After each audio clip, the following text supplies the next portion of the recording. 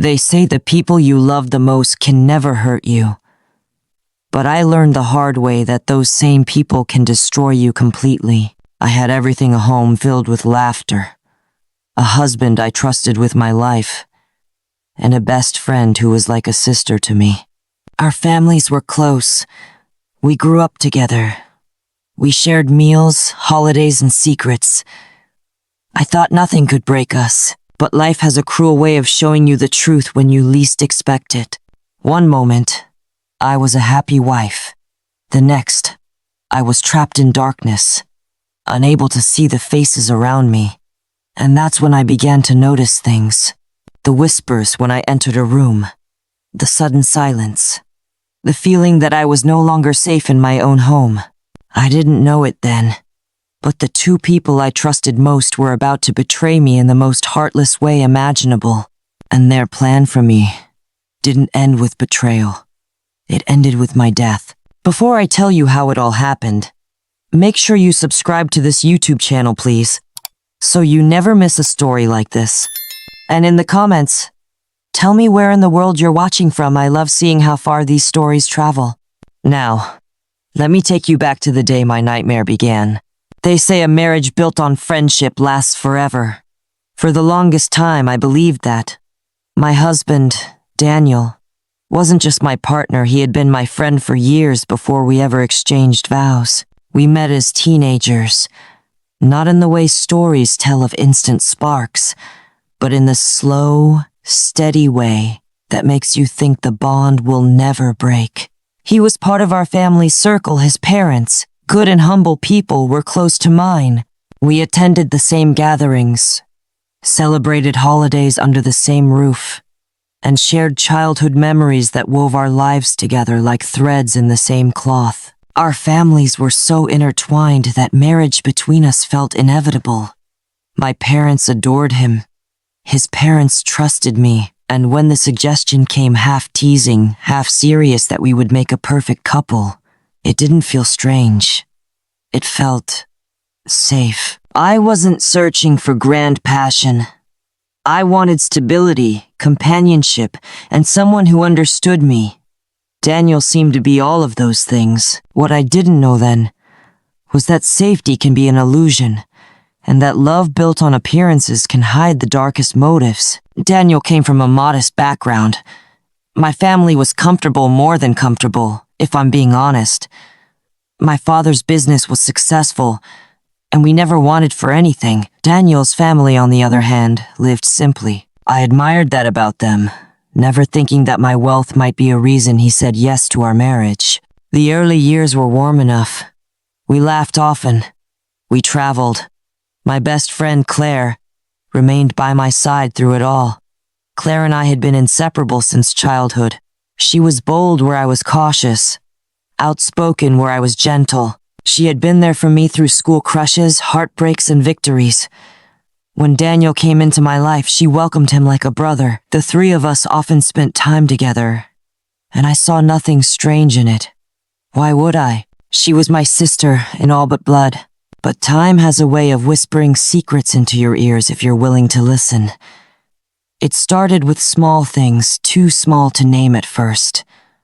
The way Daniel's eyes would linger a moment too long when Claire spoke. The way their jokes seemed to have layers I didn't understand. I'd walk into a room and feel the air shift, as though a conversation had been paused mid-sentence. I told myself I was imagining it, that I was tired. That marriage had simply made me sensitive to things I'd never noticed before. Still, the unease stayed with me, like a shadow that refused to leave. I didn't speak of it to anyone, not even my parents. I didn't want to sound paranoid, but deep down, I began to wonder, was I wrong to trust them both so completely? I had no idea then that this quiet doubt would soon grow into a storm that would strip away every illusion I had about friendship, love, and loyalty, and leave me standing in the kind of darkness no one would ever wish to see. The first time I truly noticed it, we were at a dinner party my parents were hosting.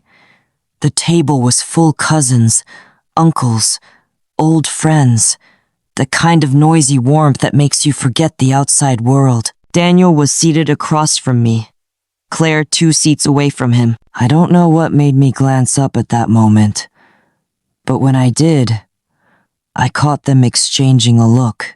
Not a friendly smile, not casual acknowledgement, something quieter, heavier. A look that lasted just a little too long before they both looked away, almost in sync. My stomach tightened, though I said nothing. Perhaps they were sharing some inside joke. Perhaps I was imagining things. But once you notice something, you can't unsee it. I began catching these moments everywhere, at family barbecues, at the grocery store when Claire happened to run into us, even at church gatherings. A fleeting smile, a brush of the hand as they passed each other something, whispered words that stopped when I came close. I told myself it was nothing. After all, Claire was my best friend. Daniel was my husband. These were the two people I trusted most. But the human heart has its own alarms, and mine was starting to sound quietly in the background. One afternoon, Claire dropped by the house while Daniel was supposedly at work. I opened the door, surprised to see her standing there with a grocery bag in her hand. "Thought I'd bring you some of those pastries you like," she said, smiling warmly. It was a sweet gesture, but as I stepped aside to let her in, I heard movement upstairs. My heart skipped. Claire glanced toward the staircase, and then back at me with a strange expression, as if calculating something. A moment later, Daniel appeared, shirt slightly wrinkled, claiming he had come home early to rest. I told myself not to think the worst, but the air between them seemed charged, almost awkward. I excused myself to the kitchen, but from there I could hear low murmurs, the kind that aren't meant to be overheard. When I returned, they were both smiling too easily, too quickly. The unease began to follow me everywhere. Nights became restless. I would lie beside Daniel, listening to his steady breathing, wondering where his thoughts wandered when his eyes were closed. I started paying attention to things I had once ignored: the sudden absences in his schedule, the way Claire's visits had become more frequent, how she seemed to know things about our home that I hadn't told her. Still, I couldn't confront them. I didn't have proof. And what if I was wrong? What if I destroyed everything over nothing but suspicion? It was during one of these sleepless nights that the thought first came to me, a dangerous, impossible thought. If I couldn't confront them, perhaps I could watch them. Not with my eyes, but in a way they'd never expect. I didn't know it yet, but that single thought was the seed of the plan that would change everything. It's a strange thing, living with suspicion. It eats away at you, slowly, quietly, until you start to question your own sanity. I would catch myself staring at Daniel's phone when he left it unattended, not to read his messages, but to wonder what might be hiding there. I would study Claire's face during conversations, searching for a flicker of guilt that never came. Days turned into weeks, and my unease grew heavier. Then one afternoon, while I was out running errands, I overheard two women talking at the corner cafe. One of them said, "If you really want to know someone's heart, take away what they think they need you for." It stuck with me like a splinter. I went home with those words swirling in my mind. That night, lying beside Daniel, I thought about everything we shared and everything we might lose. My wealth, my health, my independence. And then a thought crept in. Dangerous but undeniable. What if I could disappear from their sight without actually leaving? The idea took root quickly. If I wanted to know the truth, I couldn't watch them openly. They were too careful. But if I was helpless, if I couldn't see, they might reveal who they truly were. The plan needed to be believable. It had to make them drop their guard completely. So I decided on an accident.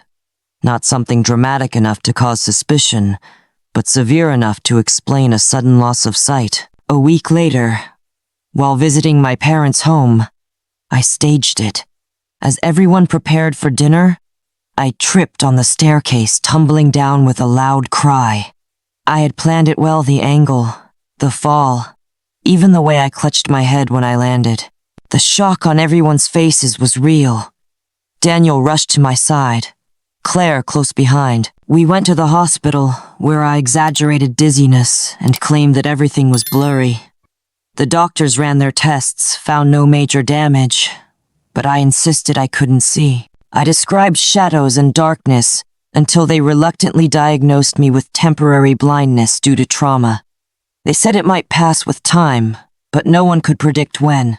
When we returned home, Daniel's voice was heavy with concern, his words sweet and careful, but his touch lacked warmth. Claire began visiting more, saying she wanted to help out. They thought I couldn't see, but I noticed the silence when I entered a room, the way their footsteps often retreated together. At first, nothing happened. Days went by in quiet routines, Daniel helping me to the table, Claire cooking meals for me. But then, I began catching whispers. Laughter behind closed doors, the creak of my bedroom door late at night when I was asleep. The darkness I pretended to live in had become my ally. They thought I was vulnerable. They thought I was blind. But in truth, I was watching them more closely than ever before. It's strange how sound changes when you can't see. Every rustle, every whisper, every shift in the air becomes louder, sharper, more revealing. I had learned to listen in ways I never had before, and what I heard began to confirm my worst fears. At first, it was harmless enough, or so I told myself. A door closing too quietly, footsteps passing my room late at night, the faint hum of conversation drifting from the kitchen long after I'd gone to bed. I would sit still in the darkness, straining to hear every word, my heart pounding so loudly I feared they would hear it. Then, one afternoon, I was sitting in the living room, pretending to nap. Claire was in the kitchen making tea, and Daniel was working from home. I heard her laugh, a laugh that used to belong to me, one that used to spill from our private jokes. Now it was soft, intimate, meant for someone else. "You know she can't see us," Claire said, her voice low but edged with something smug. Daniel's response came after a pause, almost playful. "We should be careful." "Careful?" She scoffed lightly. "She's blind, Daniel." I kept my breathing steady, my body still. Inside, a storm raged. It wasn't just what they said. It was the tone, casual, comfortable, as though my blindness wasn't a tragedy to them, but a convenience. From then on, the signs multiplied. I heard the soft pad of their feet going upstairs together when they thought I was asleep. I smelled her perfume lingering in my bedroom in the mornings when she'd left before I woke. I felt the air shift when they entered a room together, the silence between them heavier than words. But the night that sealed my suspicions came a few weeks later. Daniel had told me he'd be working late. Claire dropped by to check on me. She made dinner, fed me, and helped me to bed. I pretended to sleep. Hours later, I woke to the sound of hushed laughter. The voices were close, too close. My heart stopped when I realized they were in my bedroom. "I can't believe we're doing this here," Daniel whispered, his voice low and breathless. Claire's laugh was muffled, but I heard the rustle of fabric, the creak of the bed frame. I lay frozen, every nerve in my body screaming. They were inches away from me, from the woman they thought couldn't see a thing, and yet they didn't care. Or perhaps that was the point. Perhaps my blindness emboldened them. I stayed still until they left, my body cold, my mind spiraling. That night, I cried silently into my pillow, not from shock anymore, but from the deep, soul-crushing certainty that the people I had loved most were not only betraying me, they were mocking me in the process. I didn't know then that their betrayal would grow darker still, that cheating was only the beginning of what they had planned. Betrayal alone can shatter a heart, but what I was about to discover would threaten my very life. The weeks after that night were heavy and silent, at least on my part. I played my role perfectly, the helpless, trusting blind wife who had no reason to doubt her husband or her best friend. But inside, I was gathering pieces of their treachery, building a picture I wished wasn't true. One rainy afternoon, I was in the living room, curled in the armchair with a blanket, pretending to be half asleep. Daniel had stepped out for groceries, or so he claimed. Claire arrived not long after. I heard the sound of her wet shoes on the mat, the low hum of her voice as she moved into the kitchen. Minutes later, the front door opened again, and Daniel's voice joined hers. I should have gone to my room. Instead, I stayed still, my head tilted slightly so my ears could catch every sound. Their voices dropped low, but the house was quiet enough that the rain outside was the only other noise. She's getting weaker, Claire said, almost cheerfully. Daniel gave a short laugh. Good. Makes things easier. Something in my chest tightened. I gripped the edge of my blanket, forcing myself to breathe evenly. You're sure she doesn't suspect? Claire asked. She can't even see her own hand in front of her face, Daniel replied. Besides, the doctor said stress could make her worse. We're just helping nature along. Claire's voice dropped to a whisper, but I heard it. You've been adding it to her tea, right? My blood turned cold. Just a little each time, Daniel said. Too much, and someone might notice. Slow is better, no one will suspect a thing. I didn't need to hear more to understand. They weren't just betraying me in the bed I shared with my husband. They were trying to kill me. Slowly, quietly, bit by bit, so that by the time I was gone, no one would ever point a finger at them. The room seemed to tilt around me. My first instinct was to scream, to confront them right there. But something stopped me. If I exploded too soon, I would have nothing to prove my suspicions. And if I waited, maybe I could turn their plan against them. I let out a soft sigh and shifted under my blanket, pretending to stir from sleep. The kitchen went silent for a beat. Then Claire's voice rang out, fake sweet. We'll bring you some tea in a moment. I forced a smile in their direction, even though I couldn't see them, or so they thought. Thank you, Claire, I murmured. In that moment, I decided something. If they were going to poison me, I would make sure every drop ended up in their own cups, and when the truth came out, the whole world would see exactly who they really were. But first, I needed proof. That night, I lay in bed long after Daniel's breathing turned deep and steady beside me. The poison in their voices replayed in my mind, over and over, until the fear I'd felt earlier hardened into something colder, sharper resolve. If they were going to plot my death, they would never see mine coming. The first thing I needed was proof. Hearing their words wasn't enough. If I confronted them now, they would deny everything, twist my claims into paranoia, and paint me as a fragile, delusional blind woman. No, I needed something undeniable. Something that would speak for me when I no longer wanted to. The very next day, I called my cousin Mark. Mark was one of the few people I trusted completely. He believed I had lost my sight, and I let him continue to think so.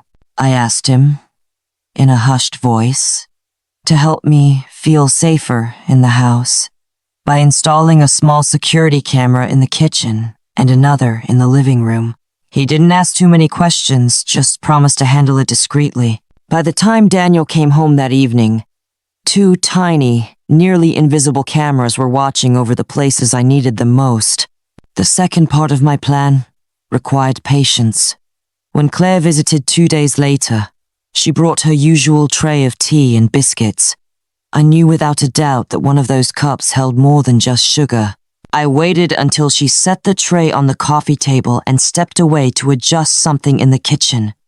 My fingers moved quickly, confidently, swapping the positions of the cups. When she returned, she handed one to me and picked up the other for herself. I smiled faintly, pretending to fumble with the rim of the cup before taking a polite sip. Inside, my heart pounded as I watched her drink from what was meant for me. That first swap was just a test. I needed to be sure the poison was real, and it was. By the time she left that afternoon, she was pale and unusually quiet, muttering something about a sudden headache. Over the next week, I repeated the process. Sometimes I switched the teacups. Other times I traded plates at dinner when Daniel wasn't looking. I made sure not to overdo it, just enough to weaken them slowly, just as they had planned for me. All the while, the cameras captured everything. Claire slipping powder into my tea, Daniel stirring it in as though he were adding sugar, their whispered exchanges about patience and letting it work. Each recording was like another stone in the foundation of my case against them. I didn't know yet how I would deliver the final blow, whether it would be public humiliation, legal justice, or something more personal. But I knew one thing for certain. They thought I was blind, helpless, trapped in their web. In reality, I was the spider, and I was only beginning to spin. It had been 3 weeks since I first swapped the cups. 3 weeks of quiet, calculated moves. Daniel and Claire were looking weaker by the day. Daniel's once confident stride now carried a slight drag. Claire's perfect complexion had grown pale, and she often excused herself to the bathroom during her visits. I watched it all from behind my dark glasses, pretending to be oblivious. But inside, I was counting down the days. That morning, I woke with an unshakable feeling today would be the day. The evidence was ready. The cameras had recorded enough to make even the coldest judge flinch, and I had something else prepared. Something they would never expect. Claire arrived around noon, her voice cheerful but thin, like she was forcing herself to sound normal. Daniel followed her into the kitchen to help with lunch, but I knew what that meant. I stayed seated in the living room, my head tilted just so, listening. There it was. The soft clink of the spoon in my teacup, the faint sound of powder being poured. My stomach twisted, but I forced a gentle smile when they returned, each carrying a plate. When Daniel set my tea before me, I reached out, letting my fingers graze the cup. "Could you pass me the sugar, please?" I asked sweetly. He turned toward the counter, and in that split second, I switched the teacup with his. A perfect, fluid motion. My fingers barely trembled. We ate in silence, the tension in the air almost tangible. I sipped from my safe cup, watching through my lashes as Daniel took a deep gulp from his. Claire followed suit with her own, which I had subtly swapped earlier when she stepped away from the table. 15 minutes later, it began. Daniel's face went slack, his hands trembling slightly as he reached for the edge of the table. Claire's breathing quickened, her eyes darting to him, then to me. Are you all right?" I asked softly, tilting my head in feigned concern. Daniel's lips parted, but no words came out. Claire's fingers clenched the edge of her chair, her knuckles white. They looked at each other, panic flashing in their eyes, panic that told me they knew exactly what was happening. "I think," Claire stammered, "I think we need to—" "That you need to call an ambulance?" I finished for her, my voice suddenly sharper. "Yes, you might want to do that for yourselves." Their eyes widened. I reached into my pocket, pulling out the small USB stick Mark had given me. "You see," I continued, my voice calm, almost conversational, "I may be blind, but my cameras aren't." The silence that followed was heavy, broken only by Daniel's labored breathing. Claire's face drained of all color. "I've recorded everything," I said, leaning back in my chair. "Every whisper, every spoonful, every plan you made to kill me." Neither of them spoke. They couldn't. The trap had been sprung, and they were caught in it, no way out. And I wasn't done yet. The ambulance came quickly, but I made sure it didn't leave right away. I had one final piece to play, and I wanted an audience for it. "Call my parents," I told the paramedics calmly. "And call Daniel's too. Tell them it's urgent. Tell them to come now." They hesitated, glancing between the pale, sweating couple at the table and me sitting there as if nothing was wrong. But they followed my instructions. By the time both sets of parents arrived, Daniel and Claire were visibly ill. His shirt clung to him from sweat, and her hands shook so badly she could barely hold herself up. "What happened?" Daniel's mother cried, rushing toward her son. I let my lips curl into a faint, icy smile. "Oh, don't worry. They're not dying, yet." All eyes turned to me.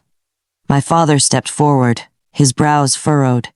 "Sweetheart, what's going on here?" I took a slow breath, savoring the moment. For the past few months, while I've been blind and vulnerable, my loving husband and my best friend have been entertaining themselves in our home, on our bed, while I sat here, pretending not to notice.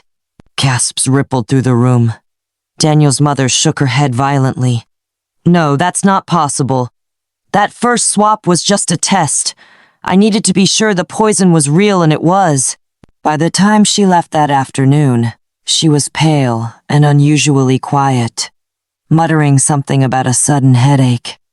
Over the next week, I repeated the process. Sometimes I switched the teacups. Other times I traded plates at dinner when Daniel wasn't looking. I made sure not to overdo it, just enough to weaken them slowly, just as they had planned for me. All the while, the cameras captured everything. Claire slipping powder into my tea, Daniel stirring it in as though he were adding sugar, their whispered exchanges about patience and letting it work. Each recording was like another stone in the foundation of my case against them. I didn't know yet how I would deliver the final blow, whether it would be public humiliation, legal justice, or something more personal. But I knew one thing for certain. They thought I was blind, helpless, trapped in their web. In reality, I was the spider, and I was only beginning to spin. It had been 3 weeks since I first swapped the cups. 3 weeks of quiet, calculated moves. Daniel and Claire were looking weaker by the day. Daniel's once confident stride now carried a slight drag. Claire's perfect complexion had grown pale, and she often excused herself to the bathroom during her visits. I watched it all from behind my dark glasses, pretending to be oblivious. But inside, I was counting down the days. That morning, I woke with an unshakable feeling today would be the day. The evidence was ready. The cameras had recorded enough to make even the coldest judge flinch, and I had something else prepared. Something they would never expect. Claire arrived around noon, her voice cheerful but thin, like she was forcing herself to sound normal. Daniel followed her into the kitchen to help with lunch, but I knew what that meant. I stayed seated in the living room, my head tilted just so, listening. There it was, the soft clink of the spoon in my teacup, the faint sound of powder being poured. My stomach twisted, but I forced a gentle smile when they returned, each carrying a plate. When Daniel set my tea before me, I reached out, letting my fingers graze the cup. "Could you pass me the sugar, please?" I asked sweetly. He turned toward the counter, and in that split second, I switched the teacup with his. A perfect, fluid motion. My fingers barely trembled. We ate in silence, the tension in the air almost tangible. I sipped from my safe cup, watching through my lashes as Daniel took a deep gulp from his.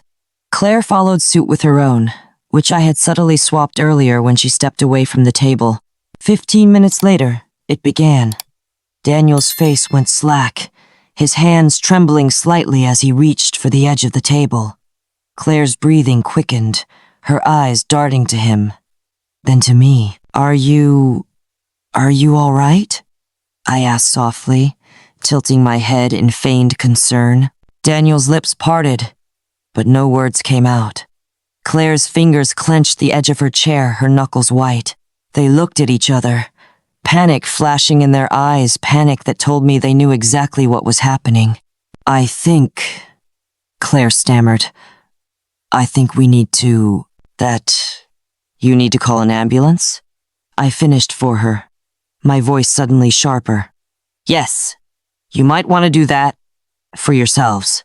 Their eyes widened. I reached into my pocket, pulling out the small USB stick Mark had given me. You see, I continued, my voice calm, almost conversational. I may be blind, but my cameras aren't. The silence that followed was heavy, broken only by Daniel's labored breathing. Claire's face drained of all color.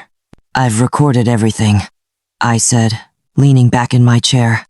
Every whisper, every spoonful, every plan you made to kill me. Neither of them spoke. They couldn't. The trap had been sprung, and they were caught in it no way out. And I wasn't done yet. The ambulance came quickly, but I made sure it didn't leave right away. I had one final piece to play, and I wanted an audience for it. Call my parents, I told the paramedics calmly. And call Daniels too. Tell them it's urgent. Tell them to come now. They hesitated, glancing between the pale, sweating couple at the table and me sitting there as if nothing was wrong. But they followed my instructions. By the time both sets of parents arrived, Daniel and Claire were visibly ill. His shirt clung to him from sweat, and her hands shook so badly she could barely hold herself up. What happened? Daniel's mother cried, rushing toward her son. I let my lips curl into a faint, icy smile. Oh, don't worry. They're not dying. Yet. All eyes turned to me. My father stepped forward, his brows furrowed. Sweetheart, what's going on here? I took a slow breath, savoring the moment. For the past few months, while I've been blind and vulnerable, my loving husband and my best friend have been entertaining themselves in our home, on our bed, while I sat here pretending not to notice. Gasps rippled through the room. Daniel's mother shook her head violently. No, that's not possible. Oh, it's more than possible, I interrupted. I reached into my pocket and pulled out the small USB stick. Every meeting, every touch, every whisper, recorded. And just when I thought betrayal was enough, they decided to start poisoning me. Slowly, carefully, until one day I just wouldn't wake up. Claire's mother clapped her hand over her mouth. Daniel's father stared at him in disbelief. Daniel tried to stand, his voice breaking. She's lying! Am I? I said sharply, pressing the small button on the remote I'd hidden in my lap. The living room TV flickered to life, and there it was footage of Daniel and Claire in the kitchen, laughing as they stirred something into my tea. A chorus of shocked cries filled the room. That, I said, my voice steady, is the man I married, and that is the friend I trusted with my life. Claire's father turned away, shaking his head in shame. My mother's eyes brimmed with tears, but her jaw was set like stone. I leaned forward. You see, I wasn't blind. Not really. I faked it. Every step, every stumble, a performance. Because something told me they'd show their true faces if they thought I couldn't see. The weight of my words hung in the air. Daniel slumped back in his chair, the fight gone from him. Claire covered her face, sobbing. The room was thick with judgment, betrayal, and the kind of silence that burns deeper than any scream. I don't want your apologies, I said finally. I want you gone. Both of you. Out of my house, out of my life. When they were escorted out, I didn't feel victory. Just a hollow ache where love and trust used to be. But I also felt something else, freedom. And I knew this wasn't the end of my story. The house felt unbearably quiet after Daniel and Claire were gone. No muffled conversations behind closed doors. No suspicious whispers in the kitchen. Just silence. The kind that presses against your chest and makes it hard to breathe. I sat on the edge of my bed, the same bed they had turned into a stage for their betrayal, and stared at the empty doorway. For hours, I didn't move. My hands lay limp in my lap, my eyes dry, but inside I felt like I was drowning. For years, I had believed I was building a life with someone who cherished me. I had trusted a friend I thought would stand beside me through thick and thin. Now both of them were gone, but they hadn't left quietly. They had taken something with them, the part of me that believed love was safe. I didn't cry that first night. The tears came the next morning, and when they did, they came like a flood. My mother found me curled up in the corner of the living room, my body trembling as I gasped for air between sobs. "It's over," she said softly, pulling me into her arms. "They can't hurt you anymore." But I knew that wasn't entirely true. Bruises on the heart take longer to fade than bruises on the skin. Weeks passed, and I tried to go back to normal, but nothing felt the same. Every time I heard a knock on the door, my stomach twisted. Every time someone smiled at me, I wondered if there was a hidden agenda behind it. I withdrew from people. I stopped attending family dinners. I avoided old friends. I didn't want questions. I didn't want pity. And most of all, I didn't want to risk trusting anyone again. But healing has a strange way of creeping in when you least expect it. One morning, I took a walk to clear my mind. The air was crisp, and the sound of leaves crunching under my shoes was oddly comforting. That's when I noticed a little coffee shop tucked between two brick buildings. Something about the warm glow from its windows pulled me in. I ordered a drink, sat by the window, and for the first time in months, I felt peaceful. That's when I saw him. He was sitting at the table next to mine, reading a book and sipping coffee like he had all the time in the world. He glanced up and smiled, not the kind of smile that asked for anything, but the kind that simply acknowledged I existed. We didn't speak that day, but something about that brief moment stayed with me. When I left the shop, I realized I had done something small, but important. I had let myself be seen without fear. It was a crack in the wall I'd built around my heart. I didn't know it yet, but that crack was the beginning of something I thought I'd never have again. A second chance at love. It took months before I saw him again. The man from the coffee shop. By then, I had made a quiet habit of sitting by the same window every Friday morning. I told myself it was for the coffee and the peaceful atmosphere, but deep down, I think a small part of me was hoping our paths would cross again. And then one day, they did. "Mind if I sit here?" he asked, gesturing to the empty seat across from me. His voice was warm, his smile gentle. From that moment, our conversations grew naturally slow and unforced. His name was Michael. He was kind in a way that wasn't performative. He didn't rush me, didn't pry into my past, and never once made me feel like I owed him an explanation for the sadness he sometimes saw in my eyes. With Michael, I could breathe, but trusting again was hard. My heart had been stitched together with fragile thread, and I was terrified it would rip apart if I let someone too close.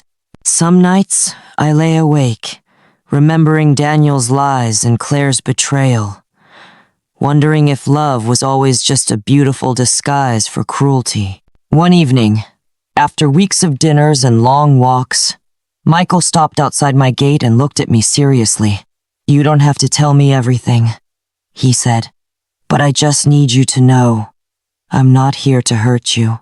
That night, I told him my story, not all at once, but piece by piece, the marriage that was built on convenience, the friendship I thought was unshakable, the fake blindness, the betrayals, the poison, the way I'd fought back. My voice trembled, but he listened without interrupting, without judgment. When I was done, he simply said, "You're stronger than you think, and you deserve more than just surviving. You deserve living." His words stayed with me. Slowly, the walls I'd built began to crumble. 2 years later, I stood in front of the mirror, wearing a white dress again, but this time, it wasn't heavy with regret. It felt light, free. Michael was waiting at the altar, his eyes holding the same sincerity I had seen the first day in the coffee shop. When we exchanged vows, I realized something important. The betrayal I'd endured had not defined me. It had refined me. It had taught me to see clearly, even when I was pretending to be blind. Our life together hasn't been perfect, no life ever is. But it's been real. Safe. Full of laughter, Sunday breakfasts, and quiet evenings where we read side by side without needing to fill the silence. And sometimes, when the past tries to creep in, I remind myself, I didn't just survive betrayal. I rebuilt from it. I found love again. I found myself again. To anyone listening to this, heartbreak may break you, but it doesn't have to keep you broken. Because sometimes, after the worst storms, the most beautiful sunsets appear. And I'm living proof of that. After everything I endured, the betrayal, the lies, the heartbreak, I rose again and found real love. My journey wasn't just about revenge. It was about reclaiming my life. If this story touched your heart, don't forget to subscribe so you never miss another tale from us. Comment below where you're watching from. I love seeing how far our stories travel. And tell me, what would you have done in my place?